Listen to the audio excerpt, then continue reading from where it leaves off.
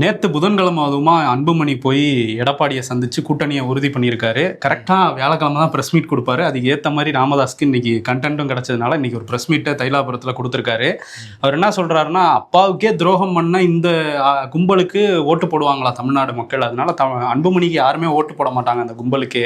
இப்போ போய் அவர் கூட்டணி அது இதுன்னு பேசிட்டு இருக்காரு. அவரால் கூட்டணி முடிவை எடுக்க முடியாது, நான் தான் எடுக்க முடியும், ஏன்னா கட்சி என்னோடதுங்கிற மாதிரி பேசியிருக்காரு. பொதுக்குழு செயற்குழு எல்லாமே என்னால் மட்டுமே நடத்த முடியும் அப்படின்லாம் சொல்லியிருக்காரு. அதே மாதிரி எடப்பாடி தரப்பு ராமதாஸையும் அணுக போகிறதா ஒரு தகவல் இருந்தது. அதை பற்றி அவர்கிட்ட கேட்டாங்க.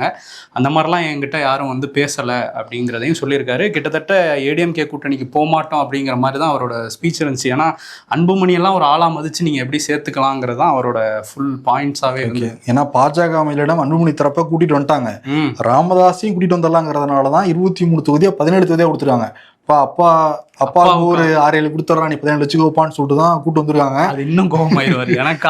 அதுக்குதான் இன்னொன்று எடப்பாடி பழனிசாமி எப்படி என்னைய விட என்னுடைய மகனுக்கு முக்கியத்துவம் கொடுக்கலாங்கிற ஒரு வருத்தமும் அவருக்கு இருக்கு.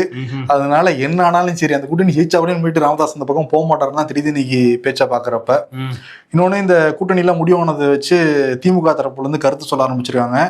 பொன்முடி என்ன சொல்றாருன்னா, முதல்ல பாமகக்குள்ள எல்லாரும் ஒண்ணு சேரட்டும், பாமக ஒரு கூட்டணி அணியா இருக்காம சேருங்கன்ற, முதல்ல அவங்க அணியா சேருங்க, அப்புறம் எங்களை எல்லாம் எதிர்க்கலாம் நீங்கன்னு சொல்லிட்டு சர்க்காசம் பண்ணியிருக்காரு அவரு. திருமாவளவனும் அதான் சொல்றாரு. அதிமுக பாஜக கூட்டணியே ஒரு போராட்டத்துக்கு அப்புறம் திண்டாட்டத்துக்கு அப்புறம் தான் ஒன்னாச்சு. இப்ப யாராவது புதுசா வந்திருக்காங்கன்னா கூட அவங்க பெருசா சொல்லலாம். அன்புமணி அங்க இருந்தவர் தான், அவரே தானே வந்திருக்காரு, இதுல என்ன இருக்குங்கிற மாதிரி அவர் சொல்றாரு.